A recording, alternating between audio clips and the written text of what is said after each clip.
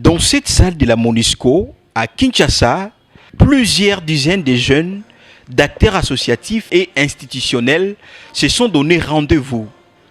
Nous sommes le mardi 30 septembre 2025 et le Parlement des jeunes de la République démocratique du Congo, une structure placée sous la tutelle du ministère de la Jeunesse, avec l'appui de la représentation de l'UNESCO en République démocratique du Congo, organise un atelier de restitution et de capacitation sur l'égalité des genres après la participation de son président national, Hissène Ngoïndala, au siège de l'UNESCO à Paris le 27 juin dernier. Après l'hymne national, la cérémonie d'ouverture a été marquée par des allocutions de l'UNESCO et du ministère de la Jeunesse et Éveil patriotique. Toutes deux ont insisté sur l'importance de bâtir une société plus inclusive où filles et garçons bénéficient de mêmes opportunités. À l'occasion de cet atelier consacré à l'égalité de genre et dédié à la restitution des résultats de la 5e édition de l'atelier de renforcement des capacités des jeunes, des associations et clubs de l'UNESCO tenu à Paris en juin 2020. Chers jeunes, en RDC, les défis sont nombreux, mais ils représentent aussi des opportunités. Votre rôle est stratégique. Vous êtes la voix d'une génération qui refuse la résignation et qui croit dans une société fondée sur la justice et l'inclusion. Vous portez une double responsabilité et une double chance. Celle de représenter vos concitoyens et celle d'incarner une nouvelle génération politique déterminée à faire bouger les lignes. Madame la ministre de la Jeunesse et Éveil patriotique, elle m'a chargé de vous transmettre son message d'engagement en faveur de la jeunesse et de l'égalité des genres. La RDC est un pays jeune. La jeunesse congolaise représente un nombre significatif de la population. Cette jeunesse est une force immense, mais elle ne peut réaliser son potentiel que si filles et garçons avancent ensemble, avec les mêmes opportunités. Trop souvent, les jeunes filles rencontrent des obstacles dans l'éducation, l'insertion professionnelle et la participation citoyenne. Pourtant, chaque fois qu'une fille réussit, c'est tout un pays qui avance. Son Excellence, Monsieur le Président de la République, chef de l'État, Félix-Antoine Tshisekedi Tshilombo, l'a rappelé, la promotion de la femme et de la jeune fille n'est pas un choix, c'est une nécessité pour le développement et la cohésion sociale. Cette dynamique se poursuit au sein du gouvernement et de nos ministères, en intégrant concrètement les jeunes et les femmes dans les projets et décisions. Chers jeunes, vous avez un rôle essentiel. Rejoignez ou créez des clubs de leadership, lancez des projets communautaires et osez entreprendre. Chaque action pour l'égalité et l'inclusion renforce notre nation. Au nom de son Excellence, Madame la ministre de la Jeunesse et de l'Éveil patriotique, je vous laisse avec cette conviction. La jeunesse congolaise est l'avenir de notre nation. Et cet avenir ne peut être solide et durable que si chaque jeune, fille ou garçon, marche avec confiance, liberté et dignité. Ensemble unis dans l'égalité et l'inclusion, nous construirons le Congo de demain. Point fort de la matinée, la présentation de l'ambassadeur Hissène Ngoïndala, président national du Parlement des jeunes. Il a restitué les principales conclusions de l'atelier de l'UNESCO tenu à Paris le 27 juin dernier. Des recommandations qui visent à renforcer la participation des jeunes dans la promotion du genre et du développement durable. C'est pour moi un réel plaisir de me tenir devant votre guise de personne en séjour pour faire la restitution au nom de la redevabilité. Nous avons eu l'honneur de représenter le pays à l'atelier organisé à Paris en juin dernier, comme l'a bien souligné Madame Marie-Noël.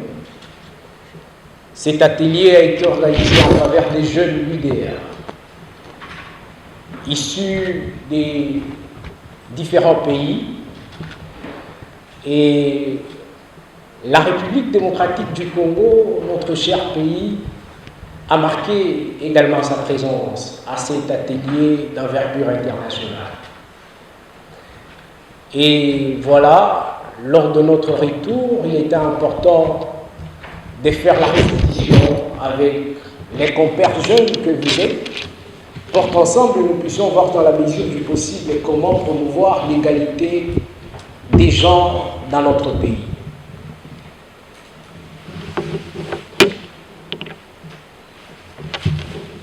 Comme je le disais, c'était un certain 27 juin, bien évidemment, de cette année, dans le lieu prestigieux du siège mondial de l'UNESCO, que s'est tenu un atelier de manière symbolique et stratégique pour renforcer les capacités des jeunes en ce qui concerne l'égalité des genres. À cette occasion, nous avons certes représenté le pays à ces dialogues internationaux. L'objectif de cet atelier organisé dans le cadre de priorités globales de l'UNESCO était de fournir aux jeunes leaders que nous sommes des outils concrets, des connaissances actualisées, ainsi que des approches innovantes pour promouvoir l'égalité des genres. La session était hybride. Près de 350 personnes ont pu prendre part à cet événement. Il y a ceux qui ont participé en présentiel et ceux qui ont participé en ligne. Donc près de 350 personnes.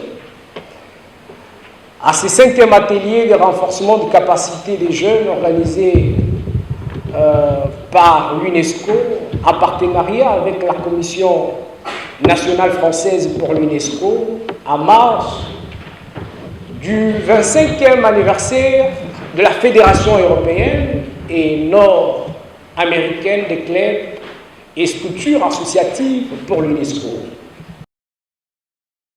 Les échanges ont ensuite été organisés autour des 4 axes, à savoir égalité du genre, défis et opportunités en RDC, animé par Madame Mireille de la MONUSCO, chef de la section genre, axe jeunesse, promouvoir d'égalité du genre en milliers de jeunes, intervenant Madame Pascaline Zamouda, DGA au Fonds national de l'habitat et experte en genre, axe paix et sécurité, résolution 1325, participation de la jeune femme dans le processus de paix en RDC, intervenant M. Mukenge Totoro, coordonnateur Tufaïlupa Moja, Madame Anne Kitoga, coordonnatrice STN 2250, M.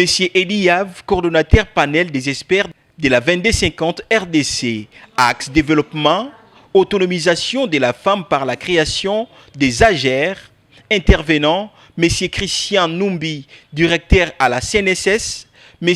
Ismaël Agé Mohamed, responsable de l'unité protection et genre du PAM.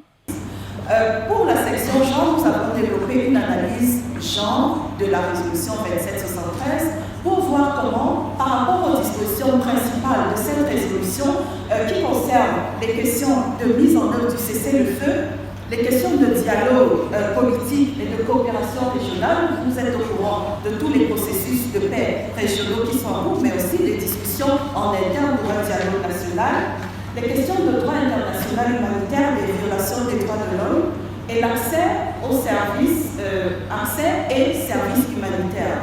Donc par rapport à cette disposition de la résolution 2773, nous sommes appliqués à essayer de voir comment est-ce qu'on pouvait intégrer les questions de genre, femmes, paix et sécurité pour s'assurer que les besoins des femmes qui sont en grande partie victimes des violences, y compris des violences sexuelles ou particulièrement des violences sexuelles liées au conflit, il ne faut pas oublier que la plupart des victimes des conflits armés restent quand même les hommes qui sont combattants. J'étais invité dans cet atelier pour donner mon apport par rapport à l'autonomisation de la jeune femme avec les activités génératrices des revenus. Nous avons souhaité parler plus de notre expérience en tant que pasteur et aussi en tant que gestionnaire, aussi mari d'une femme politique, pour encourager les jeunes femmes à comprendre que c'est en faisant des activités génératrices de revenus qu'elles peuvent effectivement être autonomes. Parce qu'on a tendance à croire que tout pourra être résolu par la prière, malheureusement. Avec cet état de choses, les jeunes femmes se laissent distraire par les faux pasteurs, les faux prophètes, et qui leur font passer du temps comme ça pour rien. Donc l'outil que j'ai présenté aujourd'hui permet à ce que quelqu'un puisse, d'une manière indépendante, sans demande d'emploi, exercer des petites activités et avoir les revenus qui lui rendront effectivement autonome. On a rencontré les obstacles et les défis par rapport à cet aspect des choses. Les financements, les soutiens des gouvernements, les crédits avec les banques. On a exhorté aux jeunes femmes de comprendre qu'il faut travailler. L'entrepreneuriat privé, c'est une solution pour combattre la pauvreté au milieu des jeunes femmes. Bon, effectivement, nous sommes intervenants. On a été sollicités pour venir parler de la participation de notre organisation, mais aussi du projet que nous sommes en train d'exécuter, Tufaulu Pamoja 2, pour les questions de la participation des filles, de jeunes filles, dans la résolution des conflits et des questions de paix. Et c'est l'expérience que nous avions donnée. Et d'ailleurs, comme vous l'avez vu, nous avons été surpris de voir l'une des bénéficiaires du projet qui a participé aux activités de Goma, mais qui est ici à Kinshasa. Et de par même son expérience personnelle, elle a prouvé que les acquis du projet l'ont facilité à pouvoir non seulement s'intégrer dans la commune de Massina, mais d'influencer positivement aussi les communautés à Massina. Et donc, voilà pourquoi on est ici. C'était pour partager l'expérience de ce que nous faisons, mais aussi de pouvoir stimuler encore, d'encourager les jeunes filles à pouvoir exécuter leur leadership pour les questions communautaires, mais aussi pour l'influence positive dans leur milieu respectif pour la paix dans notre pays. J'ai été invité pour parler de la participation de la jeune fille au processus de paix. Pour avoir travaillé longtemps dans les questions de la participation politique de la jeune femme, nous sommes venus apporter notre modeste contribution pour appuyer le processus de la participation de la femme au processus de paix. La jeune femme, comme le jeune homme, sont des personnalités indispensables pour le processus de la paix, parce que les jeunes femmes comme les jeunes hommes constituent 70% de la population active. Donc on ne peut pas parler de la paix sans les associer, absolument. Donc c'est comme ça que nous sommes venus accompagner les parlements des jeunes pour ce processus-là. Dans l'après-midi, les participants se sont regroupés en ateliers thématiques. Un premier groupe a planché sur le genre et l'éducation inclusive, un deuxième sur la participation des jeunes et des leaderships féminins, un troisième sur l'autonomisation économique et l'innovation sociale, et enfin un quatrième sur la lutte contre les stéréotypes culturels. Chaque groupe a restitué ses travaux en plénière. L'objectif, formuler des recommandations concrètes et réalistes adaptées aux réalités locales. Ces échanges ont débouché sur l'élaboration d'un plan d'action local, véritable feuille de route collective pour promouvoir l'égalité des genres dans les communautés. Pour acquérir des intérêts pécuniaires, mais aussi une personne qui travaille pour l'intérêt de tous sans pour autant en bénéficier quelque chose. La cinquième proposition, nous proposons à ce qu'il y ait une campagne de sensibilisation de jeunes à l'aide d'un fichier électronique en présentiel dans les niveaux internationaux. Quatrième problème qui a été soulevé ou identifié, c'est celui des violences basées sur le genre dans les écoles, harcèlement, abus et des mariages précoces. Je vais vous partager une expérience. Lors de mes vols ou voyages dans certaines provinces, j'arrive, j'enseigne, je donne une pause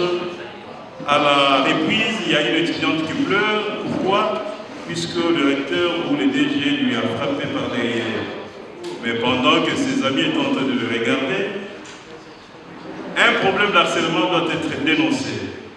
L'autonomisation économique et l'innovation sociale de la femme ou des jeunes.